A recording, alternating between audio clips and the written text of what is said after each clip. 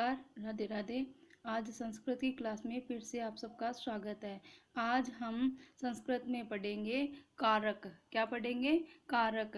तो इस वीडियो से पहले हमने पढ़े थे कि लकार, लकार के प्रकार व धातु रूप पढ़े थे।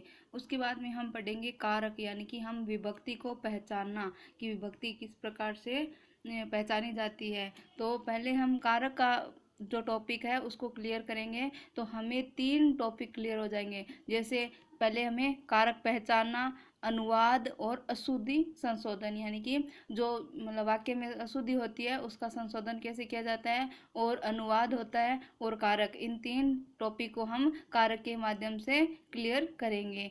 तो सबसे पहले है कि हम कारक को किस प्रकार से पहचाना जाता है। कारक क्या है?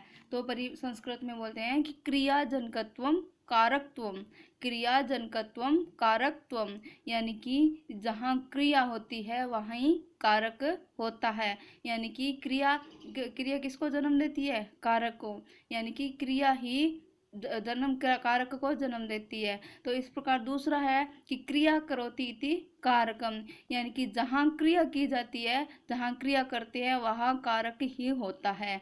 तो क्रिया जनकत्वम कारकत्वम, यानी कि क्रिया को उत्पन्न करने वाला, क्रिया को पैदा करने वाला कौन है? कारक है, कारक तत्व है। फिर है क्रिया करोति इति कारकम, यानी कि जहाँ क्रिया की जाती है, वहाँ जहाँ क्रिया होती है वहाँ कारक होता है। तो कारक होते हैं, कारक 6 प्रकार के होते हैं। संस्कृत में क्या बोलते हैं? ष्ट।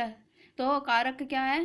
षट, यानी कि 6 प्रकार के होते हैं। तो अब हम इन प्रकारों को पढ़ते हैं। क्या है? देखो, कर्ता कर्म च करणम संप्रदानम तथैव च आपादानाधिकरणे इत्याउ कारकाणि षट इति, यानी कि कर्ता कर्म और करण, कर्ता कर्म और करण, संप्रदान और अथवा और आपादान अधिकरण इत्यादि कारक 6 होते हैं। कर्ता कर्म करण संप्रदान आपादान अधिकरण आदि कारक कितने होते हैं? 6 होते हैं। अब हमें पता करना है कि कारक 6 और विभक्ति कितनी होती है? 7। सप्तह विभक्ति कितनी? 7 होती है। तो कारक कितने? 6 और विभक्ति 7। तो हम पता करेंगे कि कारक है ऐसा कौन सा जो विभक्ति है जो कारक नहीं होता है। तो आइए हम पता करते हैं। तो पहला है कर्ता। कर्ता होती है प्रथमा विभक्ति। कर्म, कर्म होता है द्वितीय विभक्ति। करण, करण होती है तृतीय विभक्ति। संप्रदान चतुर्थी विभक्ति। अपादान पंचमी विभक्ति और अधिकरण सप्तमी विभक्ति। तो अब है वो षष्ठी विभक्ति जो है वो कौन सी है, वो कौन सा कारक है? नहीं है। तो अब पता करते हैं। देखो, संबंध, संबंध है वो क्या, कौन सी विभक्ति माना जाता है? षष्ठी विभक्ति में, लेकिन वो शेषार्धक कारक नहीं माना जाता है। लेकिन जिनके अलावा, यानी कि इन विभक्तियों के अलावा जो भी विभक्ति होती है जिसमें संबंध होता है वहाँ पे षष्ठी विभक्ति होती है, जिसका पता करने के लिए शेषार्थ शब्द होता है, यानी कि इसके अलावा शेष जो रहता है वो षष्ठी विभक्ति में होता है। तो हमें इस टॉपिक को नोट करना है कि षष्ठी विभक्ति है, संबंध है, वो कारक नहीं माना जाता है।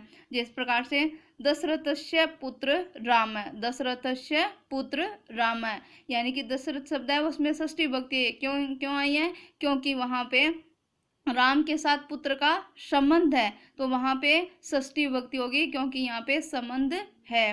तो उसके बाद में है कक्षाया अध्यापक मोहन, कक्षाया अध्यापक मोहन, यानी कि कक्षा अध्यापक से मोहन का संबंध है, इसलिए यहाँ पे कक्षाया शब्द है वहाँ पे षष्ठी विभक्ति का प्रयोग हुआ है। दशरथ से और कक्षाया शब्द है वो षष्ठी विभक्ति है क्योंकि यहाँ पे संबंध है, क्योंकि यहाँ पे क्या है? संबंध है। तो संबंध को क्या नहीं माना गया? कारक नहीं माना जाता है।